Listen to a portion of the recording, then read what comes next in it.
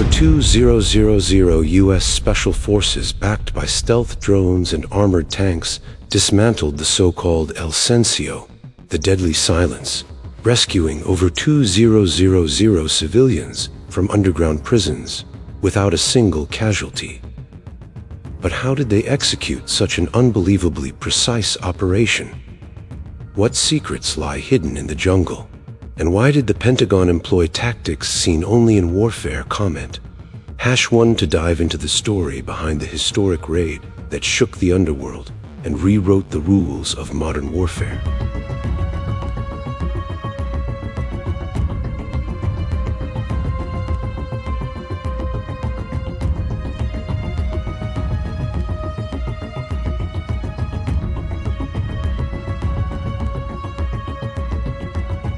On July 10, 2025, over 2,000 U.S. Special Forces, supported by stealth drones and armored tanks, launched an assault on a vast human trafficking drug and weapons empire run by two American brothers, Lucas and Jared Stone. More than 3,000 cartel gunmen were either killed or captured, and over 2,000 civilians were rescued from underground prisons.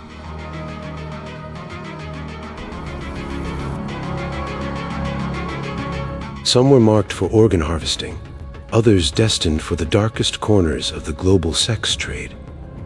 But how could the United States execute a mission so precise that not a single civilian or soldier was lost? What secrets are buried in the jungle? And why did the Pentagon resort to violence and weapons typically reserved for warfare? Find out now.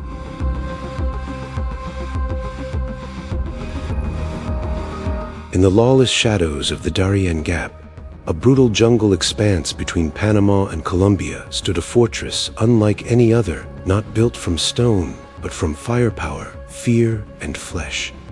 It was here that Lucas and Jared Stone, American-born brothers and former Special Forces, forged an empire not rooted in ideals, but in exploitation.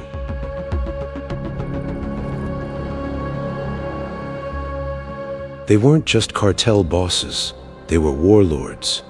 Their private army of over 3,000 was trained in tactics ripped straight from U.S. military playbooks. Recruits were drilled like Marines, deployed like Rangers, and equipped like frontline soldiers. Heavy machine guns, shoulder-fired missiles, armored transports, even stolen anti-aircraft systems, all concealed beneath the jungle canopy, guarded by snipers and sensors.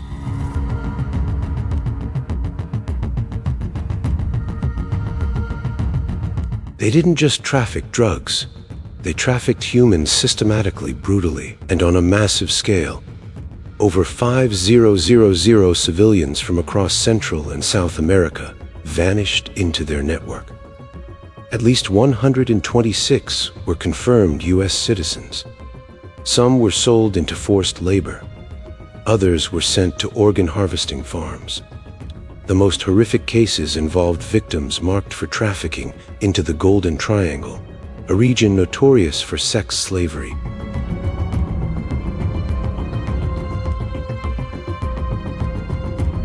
Their compounds sprawled across 37 square miles of uncharted jungle.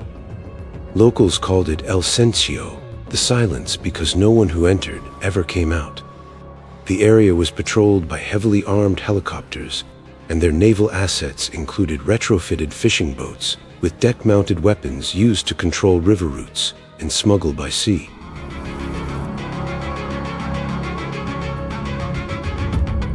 Multiple U.S. Special Forces teams had attempted to infiltrate El Silencio over the past 4 years. All failed. The dense, swampy, ravine-riddled jungle terrain neutralized conventional military advantages. Worse, the Stone brothers embedded civilians into their bases, design schools, clinics, even family housing, all to deter direct assaults and shield their operations with human lives.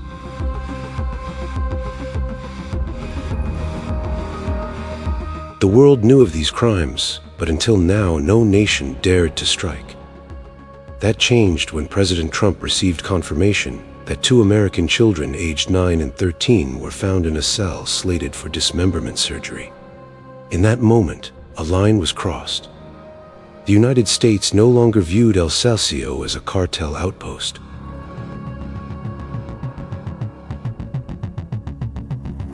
Before the storm of steel and fire came frustration.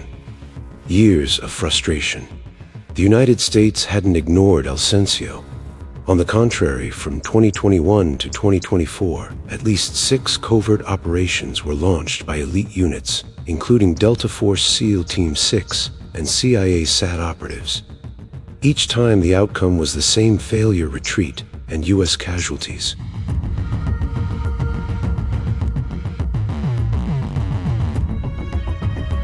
In Operation Black Torch in 2022, 19 U.S. Special Forces soldiers were killed when their Black Hawk helicopters were shot down by coordinated fire from shoulder-launched surface-to-air missiles, possibly smuggled Strela 2 systems from Eastern Europe.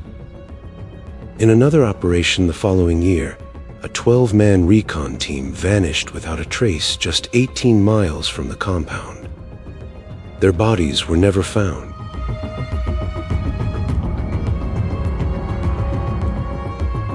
The jungle terrain favored the defenders, with 14-foot sinkholes, dense canopies blocking satellite signals, and humidity-fogging drone lenses. The Darien Gap neutralized America's technological edge. Even with satellite intel and thermal imaging, soldiers found themselves lost in a maze of mud and fog, hunted by a battle-hardened militia that knew the jungle like their own skin. But it wasn't just the terrain. It was the civilian disguise. The Stone brothers built fake villages within their domain, complete with schools, churches, even staged weddings, all to conceal bunkers and weapons caches. Soldiers hesitated, fearing civilian casualties. That hesitation cost them. Trapped snipers disguised as farmers and booby-trapped buildings turned El Salcio into a deadly snare.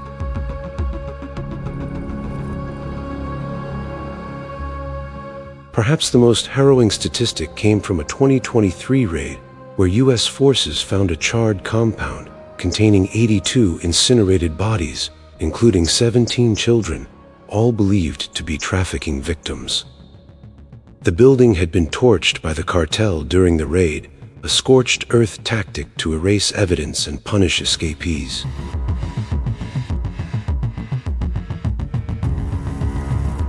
Washington was backed into a corner. Public outrage surged. The Pentagon called El Salcio the most fortified non-state territory in the Western Hemisphere. Each failure heightened the urgency, but also underscored a brutal reality. Conventional tactics were useless. If the U.S. wanted to dismantle this horrific empire, they needed a new kind of warfare, not just boots on the ground, but algorithms, satellites, and precision.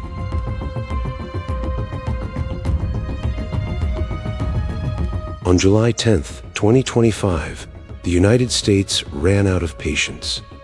After years of deaths, disappearances, and dismembered bodies smuggled out of the Darien jungle, Washington authorized an unprecedented mission in the Western Hemisphere, dubbed Operation Iron Justice.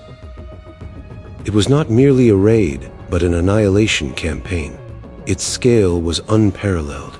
100 elite troops from U.S. Army Rangers, Marines, and Delta Force units were deployed, supported by 30 M1A2 Abrams tanks, 45 Stryker armored fighting vehicles, and 12 M109A7 Paladin self-propelled howitzers.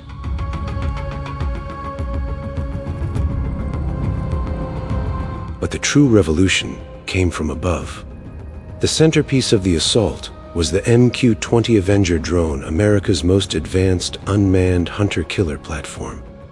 Equipped with facial recognition, AI, multispectral infrared imaging, and real-time target discrimination algorithms, it could distinguish armed insurgents from civilians with 98.7% accuracy, even through dense jungle canopies.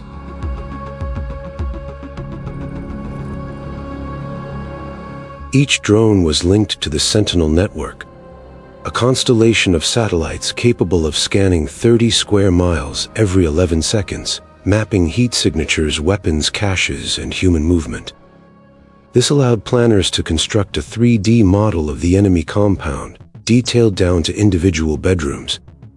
Are you impressed by this drone technology? If so, leave comment #2, if not leave #5.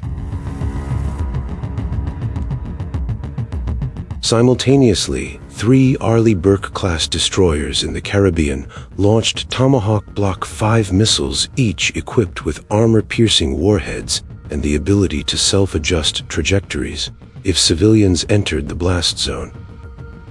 These missiles would neutralize key defense hubs, communication centers, and power stations before the ground assault began.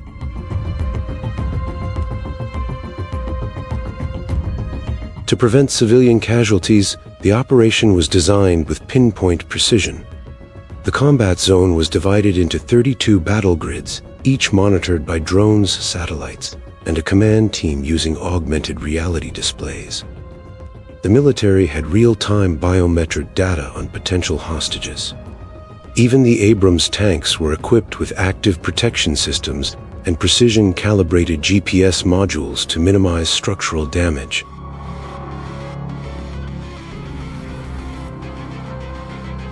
As a Pentagon general put it, this wasn't a sledgehammer strike. This was a scalpel guided by satellites, drones, and discipline. The plan accounted for every footstep, every blast radius, and every potential refugee movement. For the first time in the fight against organized crime, full-scale military warfare met Silicon Valley's most sophisticated algorithms. But it wasn't just about technology, it was about justice. Justice measured in meters, seconds, and megawatts. After years of failure, the US didn't just come back. They came back with math, steel, and no intention of missing.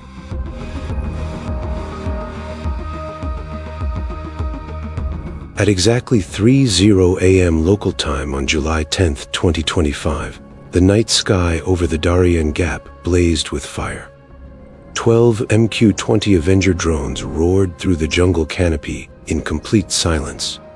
Within 20 seconds, their initial strikes hit their marks. Explosions rocked 4 critical command nodes, severing the cartel's communications.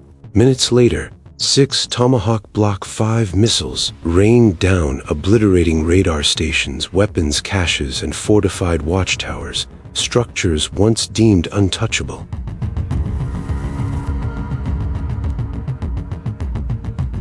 Inside the jungle, the Stone Brothers' empire descended into chaos.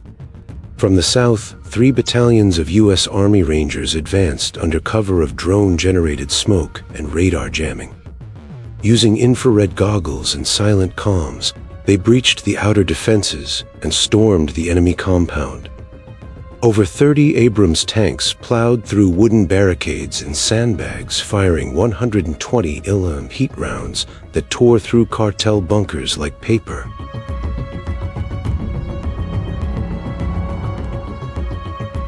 From the north, Marines fast-roped from 8 MH-60 Seahawk helicopters landing mere meters from the holding cells. In under 12 minutes, they secured the detention areas and liberated 2019 civilians, including 41 U.S. citizens, all moments away from being sold into organ trafficking or Southeast Asian sex trade networks.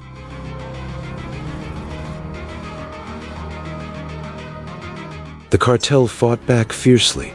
Rocket-propelled grenades, 50 mm machine gun nests, and mines turned the central plaza into a battlefield. But U.S. ground forces were prepared. Javelin missile teams neutralized resistance sector by sector. M109 howitzers on the perimeter fired precision shells, pulverizing enemy strongpoints without touching civilian shelters.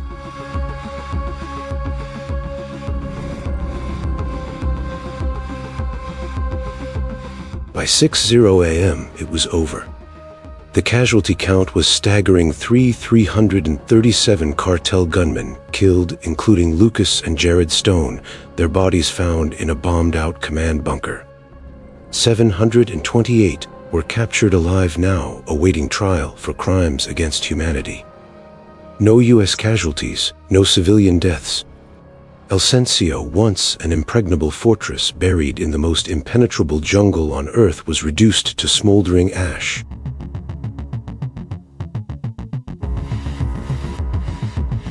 The 40-foot-high walls of the compound, its heat-resistant bunkers and underground tunnels were obliterated. Its legacy of terror was erased in under 3 hours. From the command deck of the USS Roosevelt, a single encrypted message was sent to the Pentagon: target cleared. All hostages rescued, resistance neutralized. The United States had just executed the most precise large-scale anti-cartel operation in history.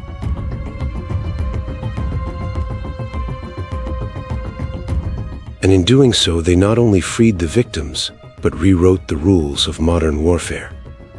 As the smoke cleared over Elsencio's ruins, the numbers told a story of total collapse: over 3,000 cartel fighters dead, more than 700 captured, and 2,000 innocent lives freed from cages, chains, and death sentences.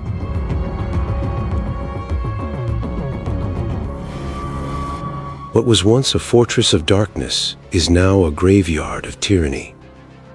Among the bodies recovered were the mangled remains of Lucas and Jared Stone, found deep beneath a collapsed command bunker. Forensic teams confirmed their identities through DNA and dental records. Their deaths marked not only the end of an empire, but the collapse of a myth: the belief that geography, weaponry, and human shields could protect evil from justice.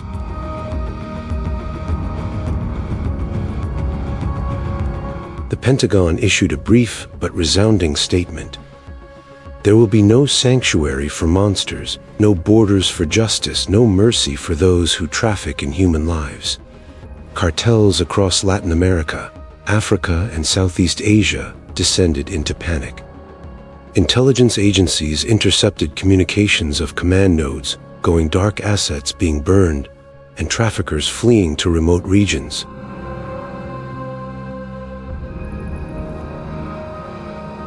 America's message was received. Any group threatening U.S. citizens or humanity would be hunted not as criminals, but as insurgents. Yet this assault was not just a tactical triumph.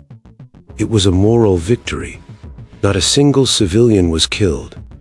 Not a single U.S. soldier was lost. The operation proved that overwhelming force and surgical precision could coexist when guided by disciplined technology and resolve.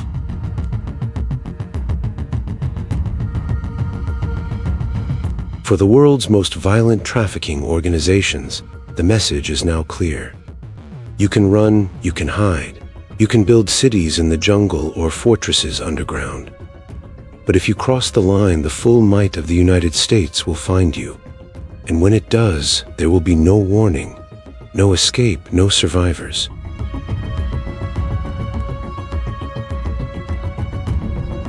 The destruction of Elsencio was not just the end of a human trafficking empire.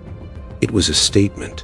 For decades, cartels, warlords, and transnational criminal organizations thrived on an assumption that sluggish bureaucracies, sacred borders, and even the most heinous crimes could be concealed in jungles behind children under layers of corruption and fear.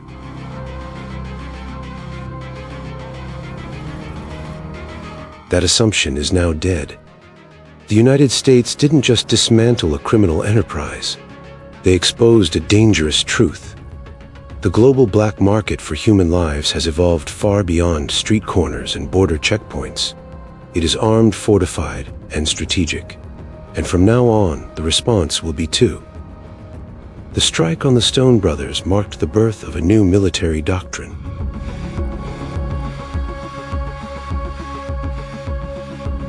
Elsencio lies in ashes, but the question lingers. Is this the dawn of a new era where cartels are hunted like wartime enemies? Will the U.S. extend this strategy to other dark corners of the globe? Or will this remain a historic one-off strike? Share your thoughts in the comments. Where do you think the war on global crime will lead? And if you face monsters like the Stone brothers, what would you do? Don't forget to like, subscribe, and share to help us spread the truth and illuminate the world's shadows.